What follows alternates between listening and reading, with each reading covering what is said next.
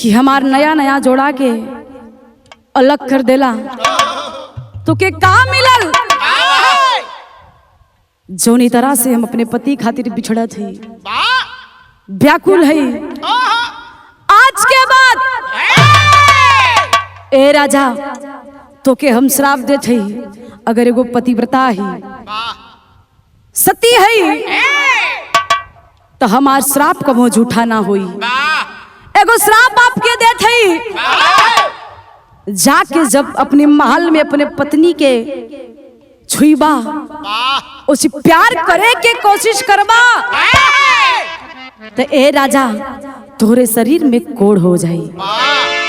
जोनी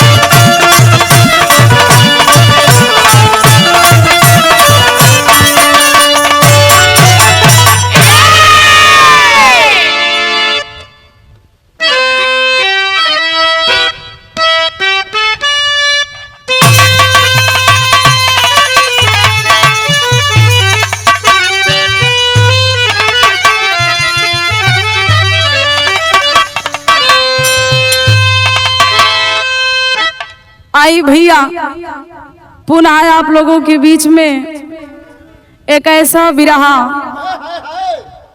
जो अद्भुत है। प्रयास बा कि आप लोगों के पसंद आई।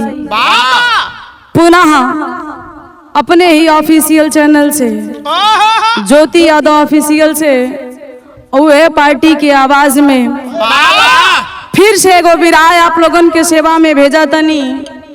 आशा ना पूरा उम्मीद बा कि विरहा के हर विरहा की तरह आप लोग प्यार आशीर्वाद दुलार जरूर बना के रखिए। 4 लाइन भूमिका में गुरुजी कहना पड़ा।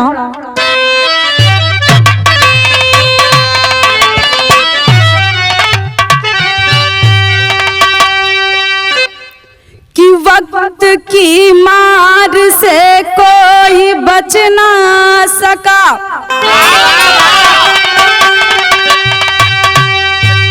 चाहे राजा हो कोई भिखारी,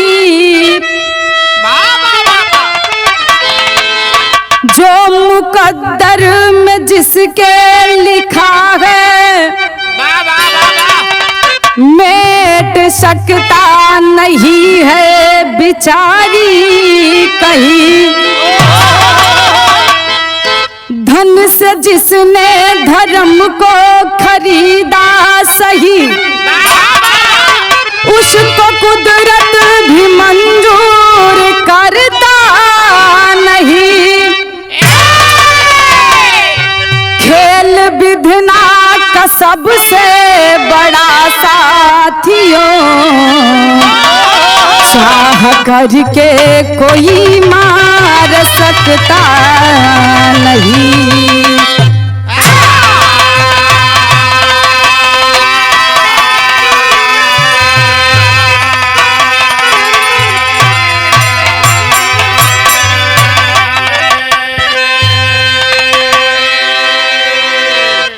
खेल विधना का सबसे बड़ा साथियों, चाह करके कोई मार सकता नहीं। ए भैया बिरहा के सुने वाले बाबूजी, विधाता के आगे केहू के चलल और जब उनकर मर्जी होला तबे लोग कुछ ना कुछ करेलन। यही से बिरहा के देख के हमरे गया कभी जी बड़ी सुंदर गजल के लाइन लिखत होगन। कैसे?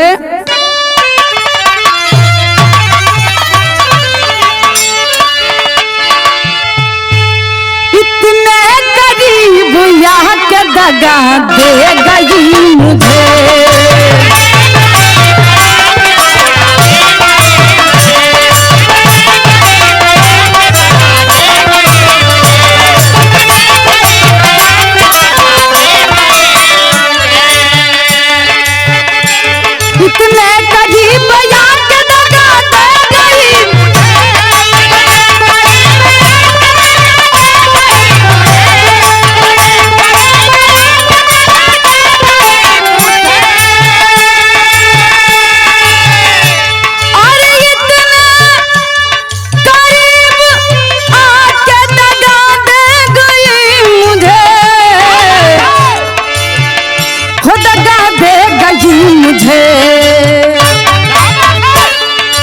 बुझ रहा था या के हवा दे गई मुझे।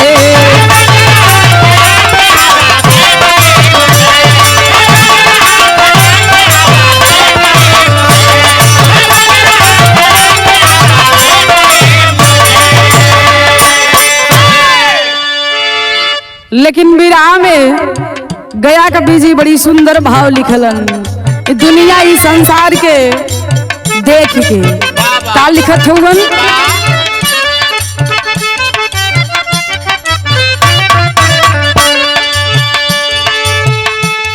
कुदरत का खेल जग में कोई समझ न पाया।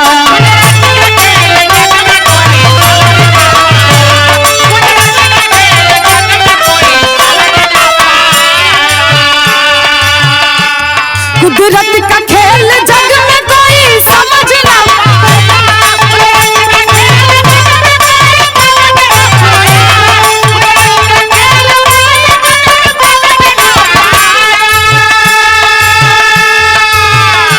कोई समझ न पाया। कोशिश हजार करने पर हाथ ना आया।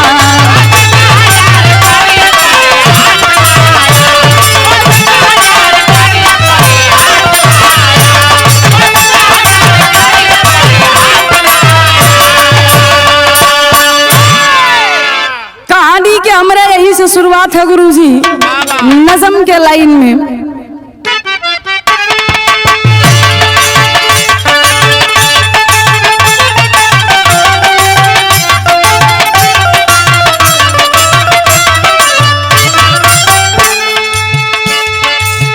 हो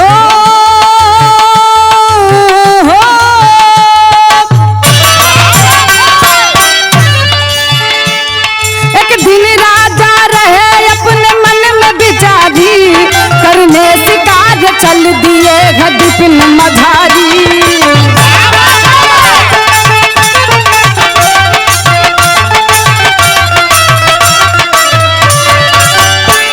रथ पे सवार हो गए करके तैयारी। रथ पे सवार हो गए हैं करके तैयारी।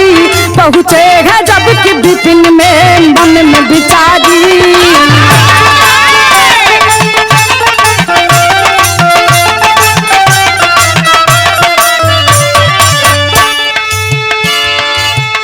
आया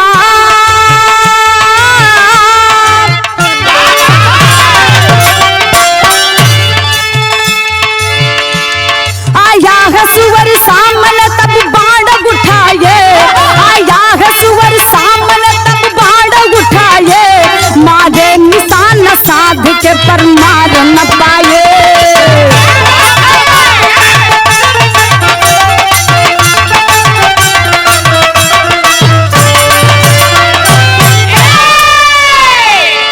ए भैया कहानी के आप लोग समझ ली।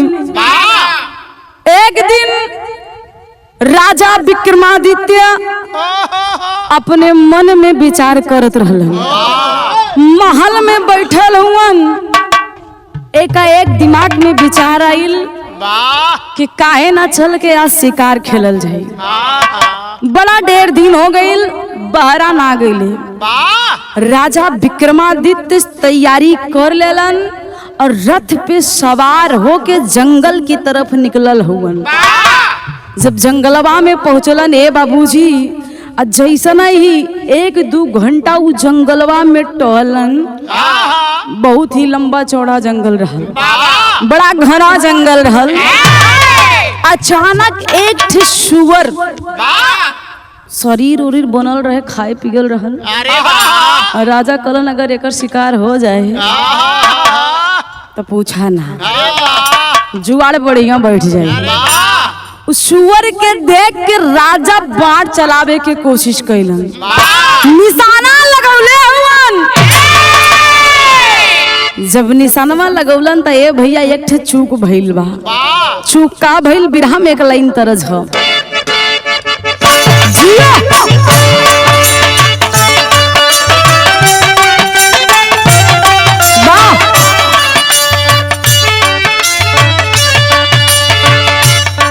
गीत बड़ा पुरान है।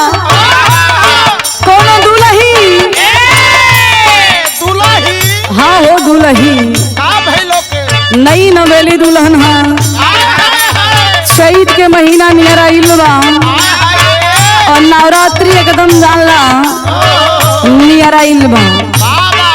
दुल्हन अपने मर्दा से कहे कि ए जी हमारे मन में इच्छा बा, घरे के सफाई कर दले हई, तोहरा से विनती बा। का विनती है?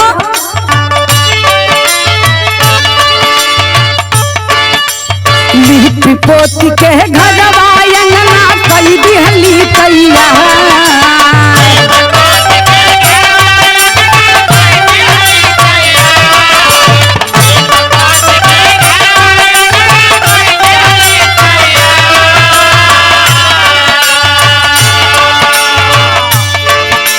लिपि पोती के घरवा अंगना कई दिहली कैया, राजा जाइना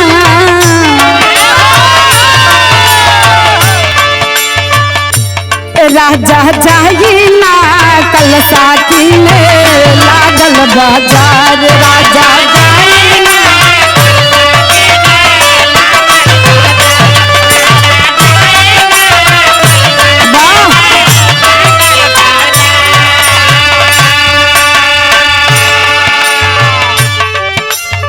लेकिन यार जब राजा निशाना लगौलन सामने सुअर है, निशाना तो लगा देलन है भैया, लेकिन तनी से चूक भूत बा। चूक कैसन बा?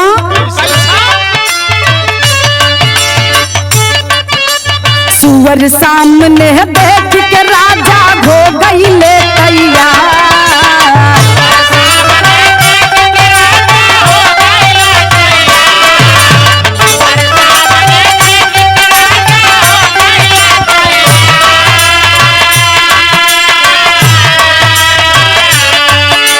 सुअर सामने देख के राजा हो गईले तैयार, राजा मारेला कि राजा मारेला धनुषा पे बनमा चढ़ाए, राजा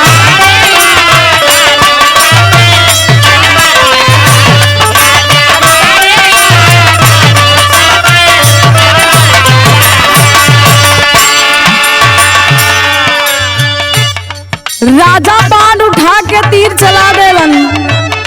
और जब तिरिया चलौलन तब मने में चिंता होत बा। चिंता कैसन भइल?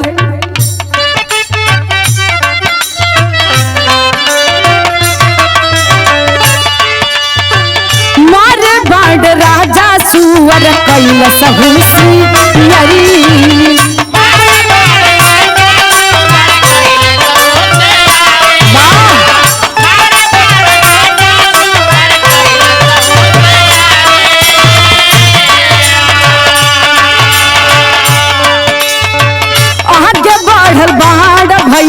राजा के भी करिया,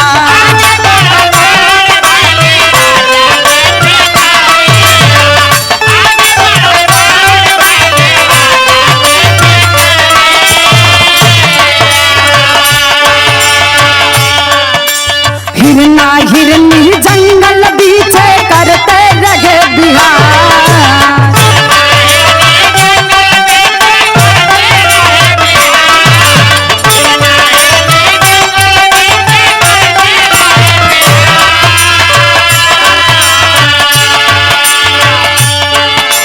हिरना हिरनी जंगल बीचे करते रहे बिहार, राजा मारेला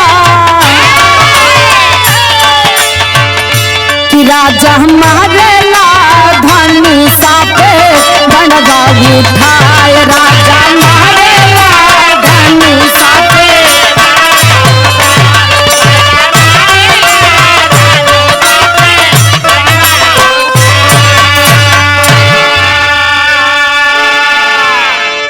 राजा के तिरिया चलल बा। ए भैया जब तिरिया चलल तो उस सुअर के तनी से काने में भनक लगल है। ओके पता हो गई कि तीर हमरे ही पास आवत था। और सुअर जौन राजा निशाना लगौले रहलन, निशाना से सुअर हट गए।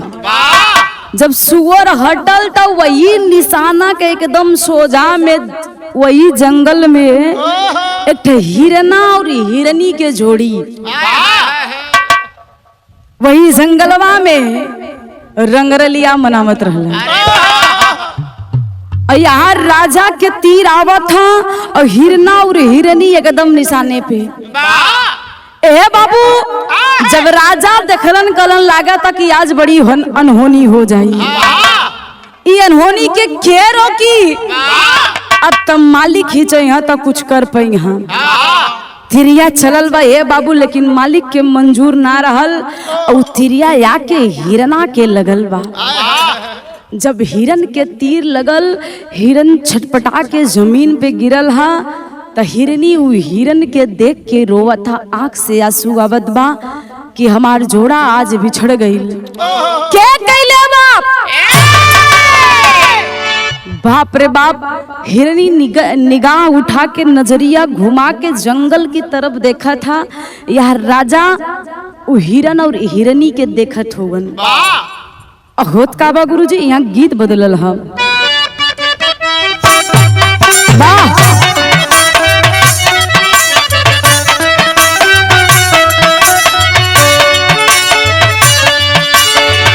गीत बड़ी पुरान है गुरुजी, कौन ननद भौजाई के बात था। कहे सहत नदिया परवा से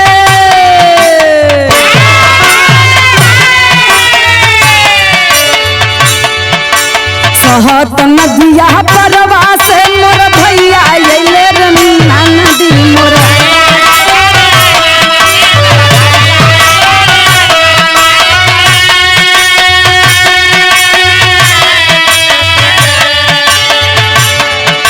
सहत नदिया परवा से मोर भैया अइले रमीना नदी मोर भैया अइले रमीना नदी। कह बहु नाही बाबा बिदवा कैलो रे छोटकी नाना दी।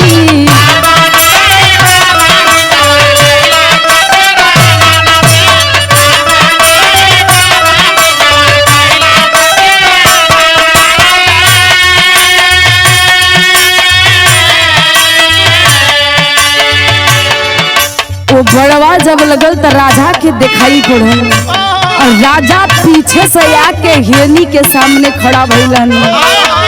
हिरनी के आंख से आंसू झरझर बहत बा। हिरनी राजा से सवाल कैलस। का कहलस?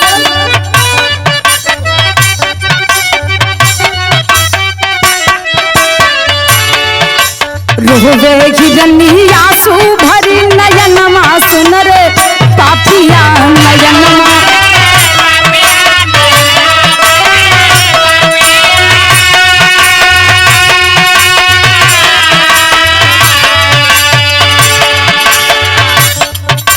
रोवे हिरनी आंसू भरी नयनवा सुन रे पापिया नयनवा सुन रे पापिया। काहे लिहला याला रे परनवा सुन रे पापिया।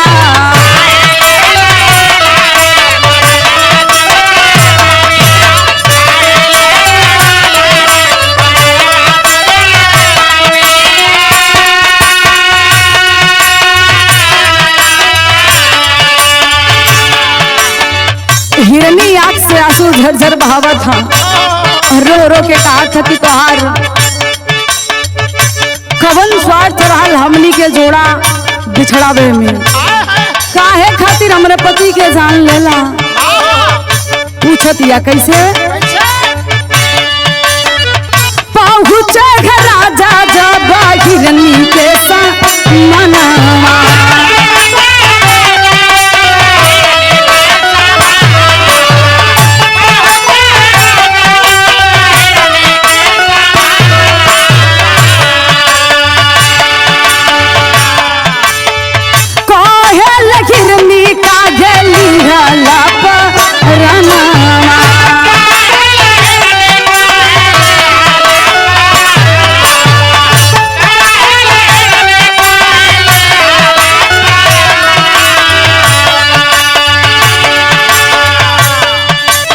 क्रोध में हिरनी सपवा तब सुनाई सुन रे पापिया।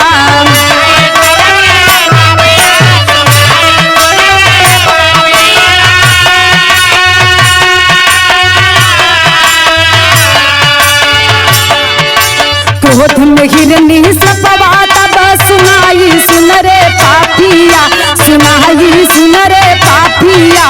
काहे निहलाया लागे परनमा सुन रे पापिया।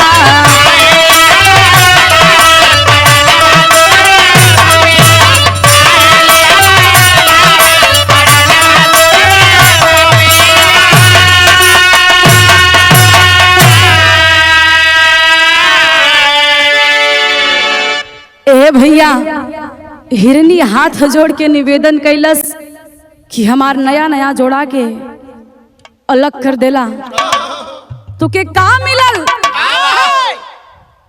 जोनी तरह से हम अपने पति खातिर बिछड़त है, व्याकुल है। आज के बाद ए राजा तो के हम श्राप देते है, अगर एगो पतिव्रता है सती है तो हमार श्राप कबो झूठा ना होई। एगो श्राप आपके देते जाके जब अपने महल में अपने पत्नी के छुईबा, उसे प्यार करे के कोशिश करबा तो ए राजा तोरे शरीर में कोड़ हो जाई। जोनी तरह से अपने पति के प्यार खातिर हम तड़पो, वही तरह से तू अपने पत्नी के प्यार खातिर तड़पवा। राजा के श्राप लगल बा ए बाबू, मुंह लटका के महल की तरफ चलल हुवन। जब महलिया के तरफ चलन तो गुरुजी यहाँ गीत लगत हो।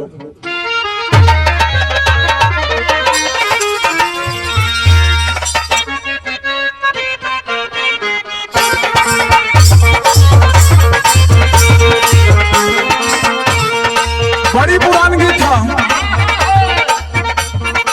जमाना बीत गई लेकिन आज भी कोशिश जारी है। चलो चली धाम न घूमे दादा के मेला।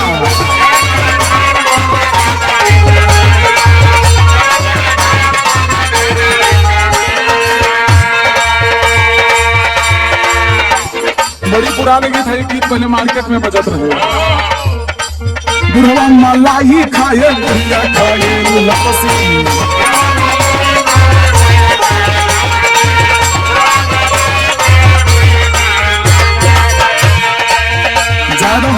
तमाम गीत के छोड़ा लेकिन भाव पे गौर करा। यहाँ राजा मुंह लटका के चलल हुआ तो कैलन का चली भाई ये राजा यापन मुंह लटकाई।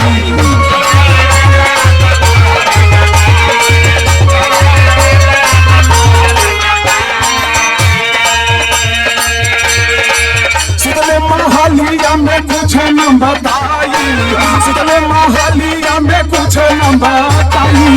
चल भाई ये राजा यापन मुंह लटकाई।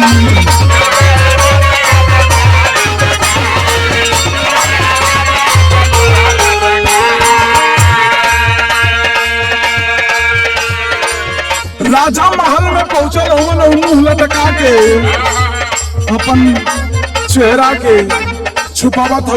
कहीं न रानी आके हमरा के देख लेंगे, हमरा के देख कहीं उनके प्यार जाग गई तो बड़ा गड़बड़ हो जाएगी। रानी से तनी दूरी बनावे के पड़ी, लेकिन कहाँ दूरी हुई जब रोजे हुए नियम रहा तो रानियों लखत रही कि कहिया हो मेरे राजा और कहिया उनकरा से मीठी मीठी बात करी। जब दिन भर के बिछड़ल राती के खोली तो कहाँ बर्दाश्त होता है भैया। कई दिन का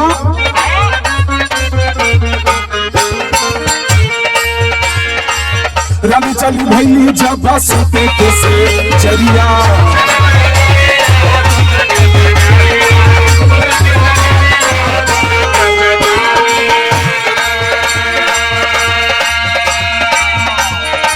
देख पति देवता के धूल बना जरिया।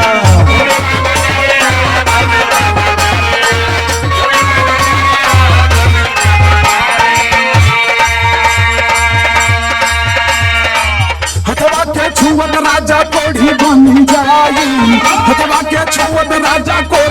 बनी जाई चल भागे राजा या मुँह जाई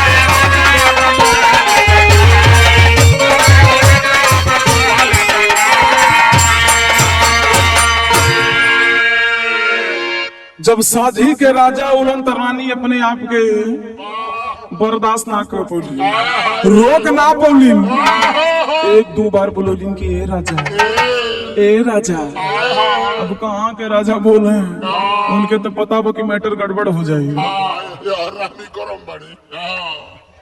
जतने रानी भुला में उतने तेज राजा चादर ओढ़े लगे रानी समझ गई लागत है राजा हमारा से खिसियाई होगन का कहे से आवे में हमके लेट हो गई रानी धीरे से चदरवा उठा के और राजा के अकवरिया में ध के बिस्तरवा पे छू ले ली जैसे छुअली न वैसे ही राजा के कोढ़ शरीरिया में हो गई कोढ़ी बन गईलन जब धीरे से हथवा उठा कर देखलन तो कोढ़ चुगे लगल राजा कहलन जा रानी कम से कम एक दो दिन अपन प्यार बर्दाश्त कैले हो तू थई शरीरिया आज ना हो राजा के चिंता है रानी के पूरी बतिया बता देलन हे बाबूजी राजा और रानी दोनों परानी वही रतिया में चल देलन कहवा मुनि ज्ञानी के पास चलन कैसे हुआ गुरुजी गीत लगल हो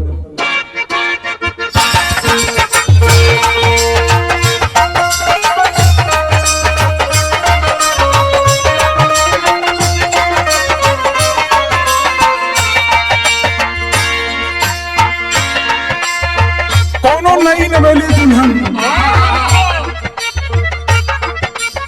उनकर बिया ना हो गई भाई तुम भैया बिया भाई बड़ा अरे अच्छा ही बतावा कि जेकर बिया ना भलेला तो बरातो ना करेला वो काहे हो एक मिनट खातिर मान ला ये दूल्हे भैया के दुल्ही भैया से कह दिया कि काहे मारा मारा भटकेला घर ही में सब कुछ बाना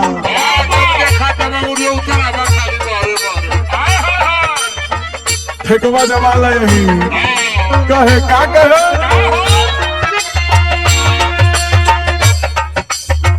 घर ही में माजा लेला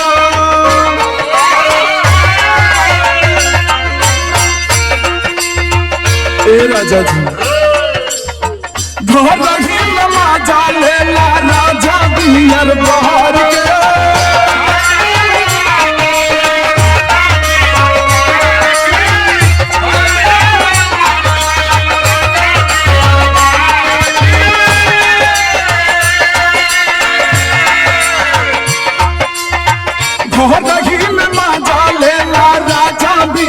बहार के तारे जाकियर पार के पिया घो बलमुआ झोली में डाल के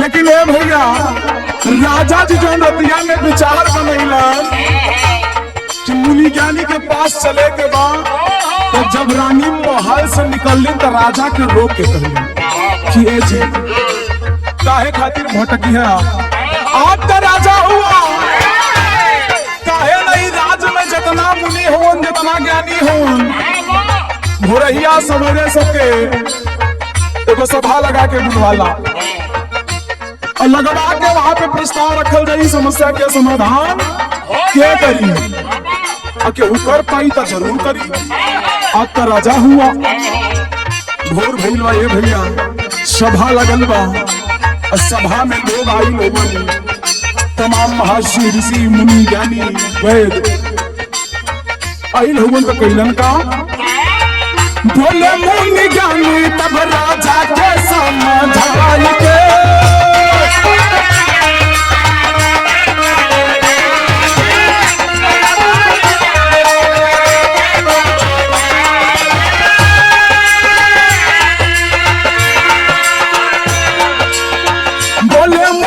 राजा के समझाई के राजा साझाई के काटा भोल मामा काली के चौरा पर जाई के काटा भोल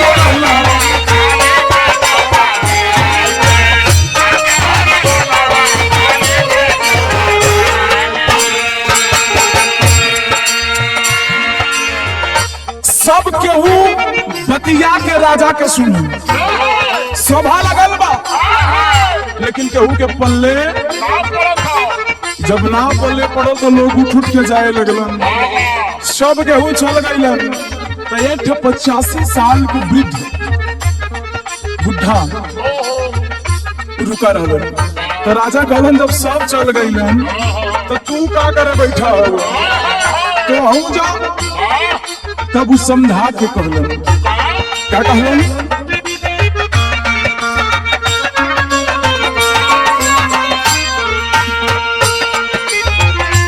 संभावत होगा केहू के ललहना जब बहले पहुंचा ढली बा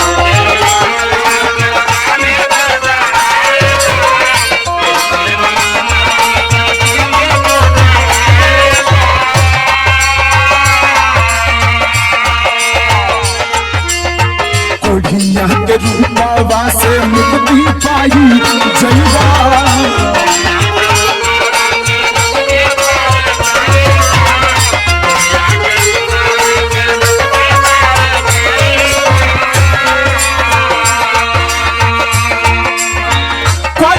राजा मंत्री के बुलाई के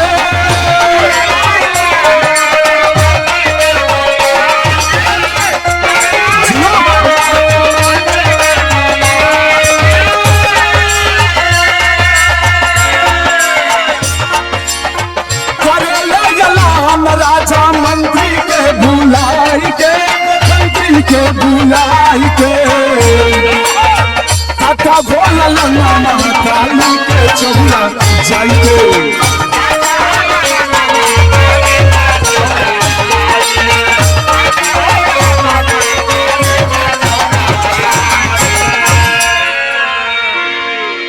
ए भैया जब राजा कहलन जब सब चल गइलन तो तू काहे खातिर बैठा हुआ तो हो जा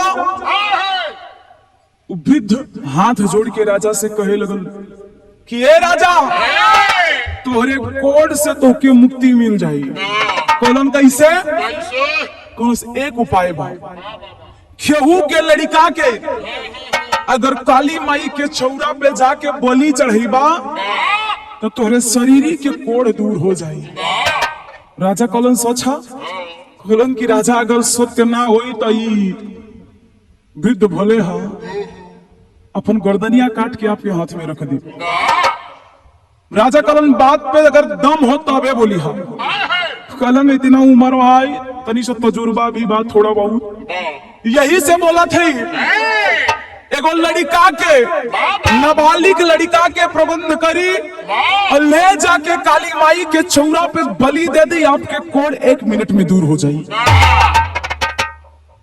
राजा साहब बात के समझ लेलन हे बाबू अपने मंत्री से आदेश दिलन मंत्री के आदेश दिलन कि जाके राज्य में जितना भी गरीब हुआ और जौने जौने घरे नाबालिग लड़का हुई सब केहू के दरबार में लेके आई मंत्री कलश की राजा साहब को बात रखे चाहत है कहलन कि आजकल तो लड़का सबके प्यारा बा चाहे गरीब हो चाहे अमीर राजा साहब कहलन कि मंत्री ये मेरा आदेश है आदेश का पालन करो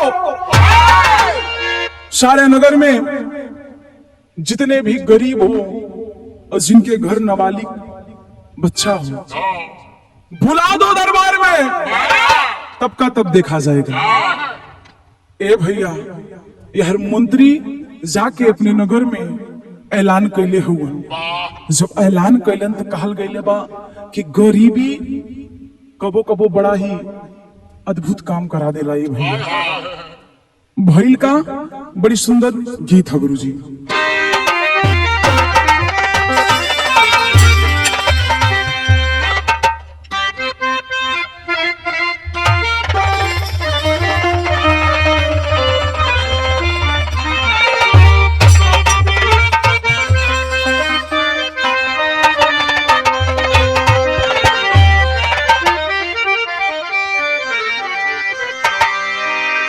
और निमिया के डारे जानी कटी हाय बाबा निमिया चिड़ैया के जैसे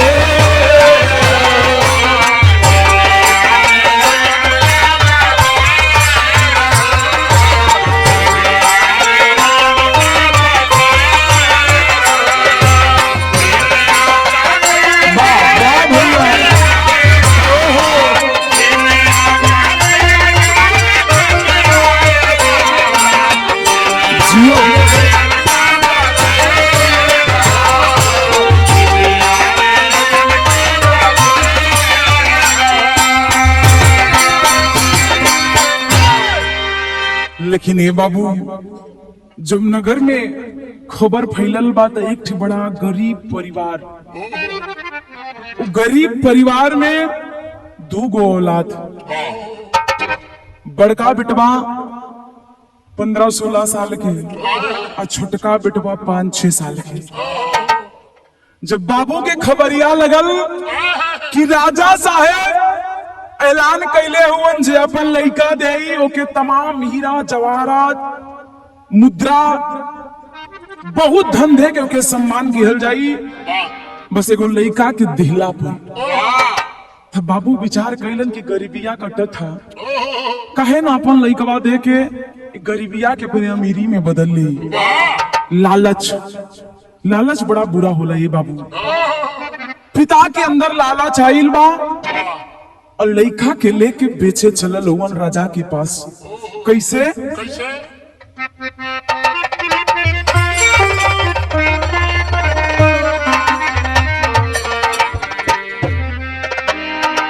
कि हाय रे गरीबिया हाय रे समैया बाबू बेचे चलल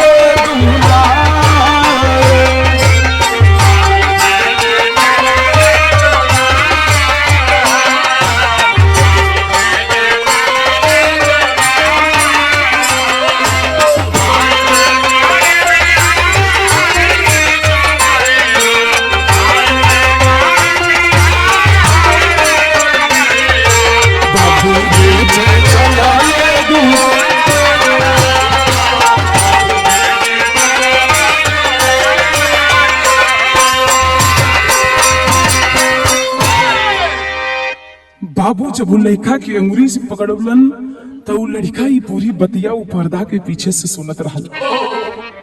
ओके समझ में आ गई कि हमार माई बाबू हमरा के बेचे चलत होवन। आँख से 5 साल के लड़का के आँख से आंसू आवत बा। ए बाबू लड़कवा जब पिता से के अंगुरी पकड़ल कलस की पापा ए पापा 2 मिनट खातिर हमके हमरे माई से मिले दा। जब पिताजी अंगुरिया के छोड़ौलन तो लड़कवा जाके माई के अचरवा पकड़ के रो रो के एक बहुत बड़ी बात कलस। गुरुजी माई के अचरा पकड़ के लड़का कलस के ए माई रे अपने लड़का के जुनका टुकड़ा में भर के दूध पियावत रहे माई, तनी से खा पी ले तोरो शरीरिया बन जाई बड़का भैया जैसन तहू एक दिन बनबे और तोर गरीबी दूर होई। ए माई अपने लाल की मौत के मुंह में भेजा तेरे माई तोरा के दया ना आवत ह, कैसे के जीवे हमरे बिना। ए माई लड़का रो रो के अचरा पकड़ के माई से कहा था का कहे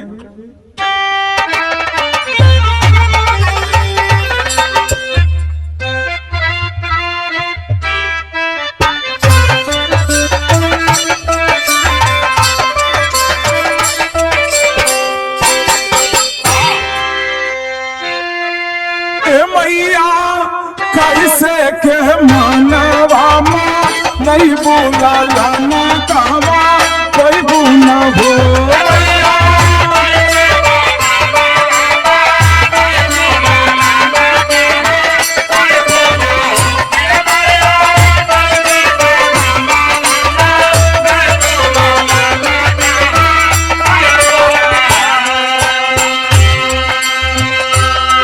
लड़का चरा पकड़ के माई से कहे कि ये माई अपने कलेजा पे पाथर रख के माई हमरा के जाए के कहा चलना, हमरा के तो भेज देते है माई रतिया में खौने लाल के बैठ के अचरा में लेके पूरे गोदी से सुला के के लोरी सुनो रे माई। ए माई एगो बात के हमरे औरी जवाब दे दे रे माई। कहत का हले का कि रतिया लोरी के सुनई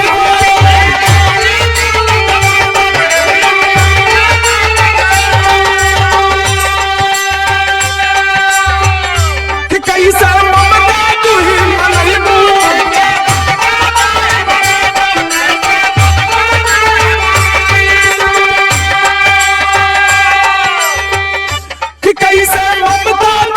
मनई मैया एक बेटी गोदी आऊ कई तो लाला ने कहना कई गुना हो।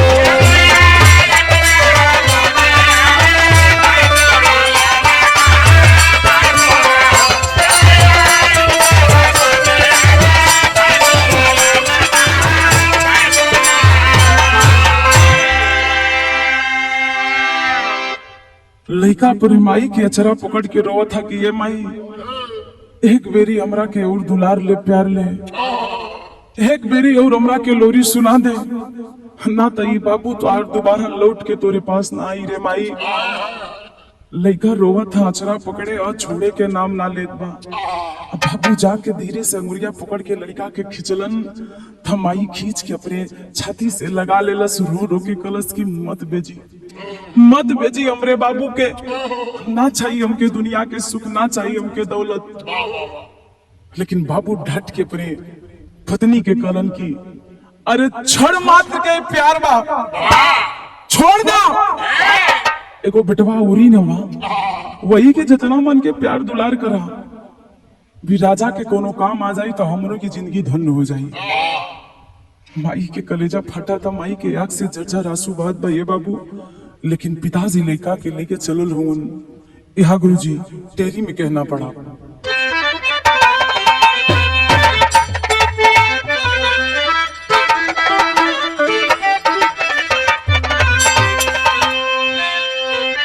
अरे विधाता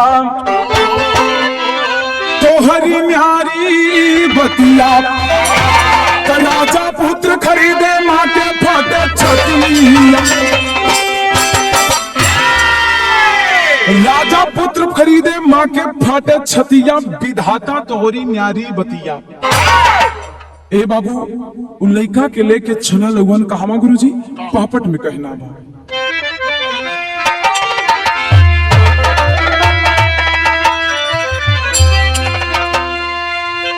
अरे लेके पुत्र के चली भइले रजनवा मनवा हर्षित बाप। अरे लेके पुत्र के चली भइले रजनवा मनवा हर्षित बाप। तो धीरे धीरे पहुंचे है भवनवा मनवा हर्षित बाप।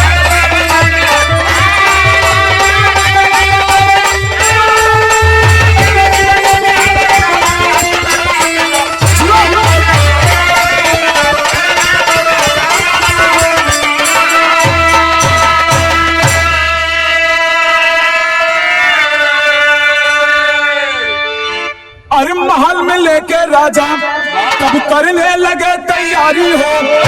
और छुट्टी कोड़े हमारे तन के मन में रहे बिचारी हो। ए भैया राजा ले जाके जब लड़का के वो पिता अपने पुत्र के जब राजा के थमा देलन कि राजा ये हमारा औलाद है। जब वो लड़का के चेहरा के चमक राजा देखलन कहलन कि विधाता लागा था लड़का के रूप में हमके आशीर्वाद देत हो। लड़का के ले जाके जब बलि हम दे तो हमारे शरीरिया पे जौन कोड़ भइल वही कोड़ छूट जाई। मन में खुशी है उमंग बा लेके चलल हुआ राजा वो लड़का के अपने महल में पूजा पाठ के तैयारी कर देलन। और पूजा पाठ के साथ जौन वृद्ध बुढ़वा पंडित बतौले रहे भेद के उनकरा के बुलवा के काली माई के चौरा पे लेके गईलन। और जब काली माई के चौरा पे लेके गईलन तो होत कहा गुरुजी आल्हा में कहना बा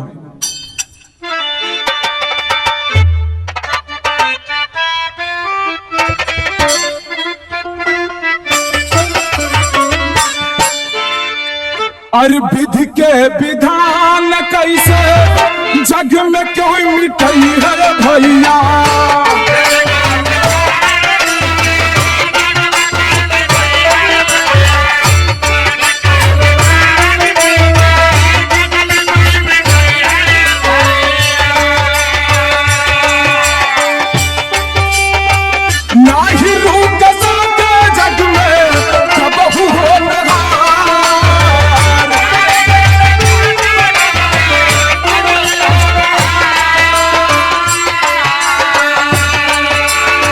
नहीं के ललनवा पहुँचे कालिया सतनवा ये भैया।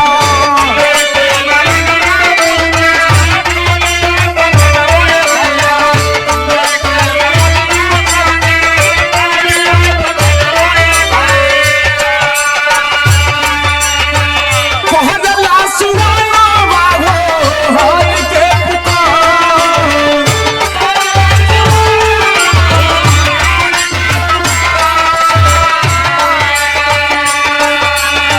धनवा के कारण मागी मातु बेच दिहले प्रभु।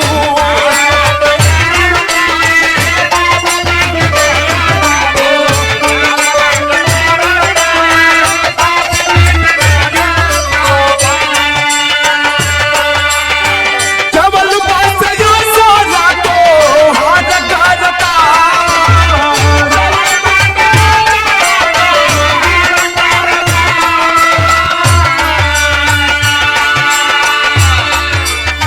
राजा के नहावे काबा भारी भरी के पनुआ बाबू।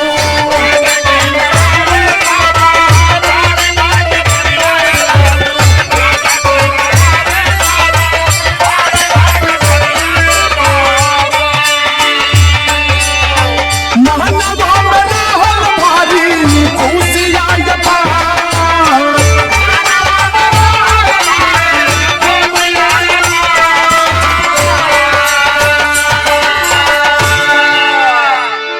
लइका के जब नहवा धोवा के माला पहना के छौरा पे बैठावल गई तो लइका समझ गए कि लागत हमार आखिरी दिन है। भगवान विष्णु के याद कैलस की है प्रभु दुनिया के मालिक हुआ, सृष्टि के रचयिता हुआ। आज नादान बालक आपके याद करे था प्रभु। अगर आपके मन में भी तनी से हमरा खातिर या मानव खातिर प्रेम बसल बा तो हमरे जान के मत बचावा। अमीना कहते कि हमरे जान के बचाला। बस निवेदन इतने करत है कि हमरे परिवार में कबो संकट की घड़ी ना आवे। भगवान विष्णु जी अर्जी सुन ले रे बाबू। क्षीर सागर में आसन डोलल बा।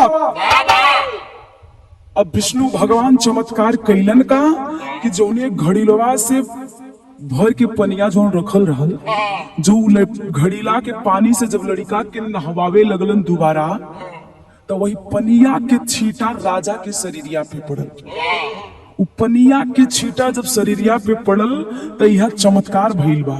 कवन चमत्कार भइल गुरुजी? खड़ी में कहना है।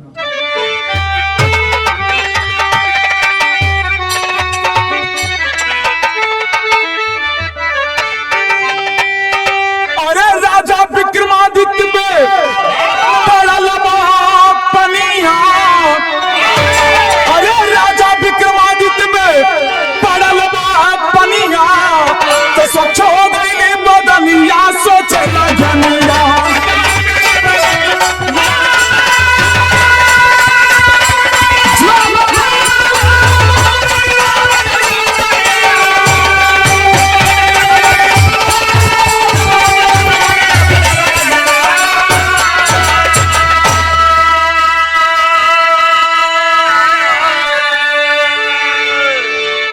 पानी के छींटा से कोड़ी खत्म हो गई ले।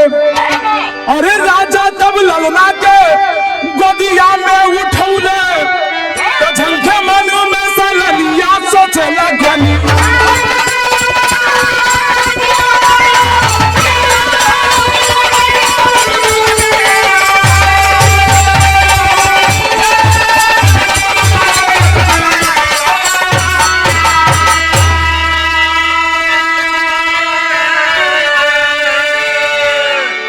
ए भैया जब शरीरी से कोड़ खत्म भइल त राजा वो लड़का के देख के मुस्कुराए लगलन कि बारे विधाता हमरा से एगो पाप होवे से बचा लेलन।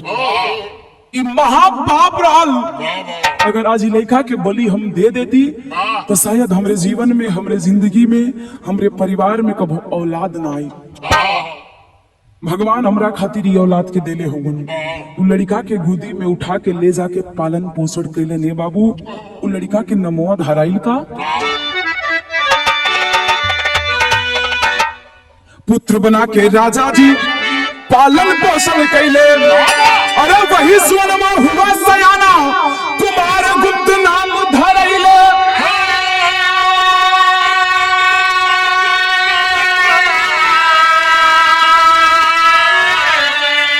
तो बनली सिरवा पे पगड़िया सोचे लगन।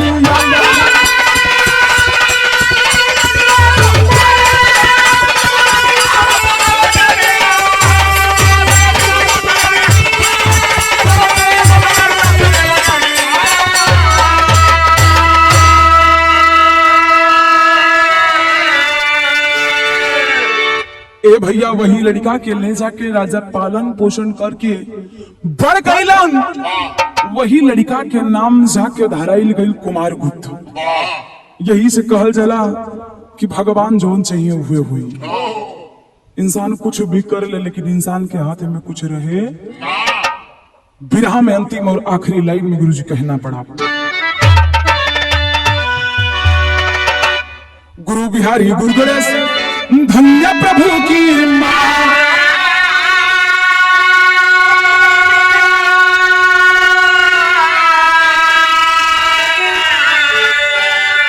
अरे विजयी लहुरी के साथ ओपी की छाया।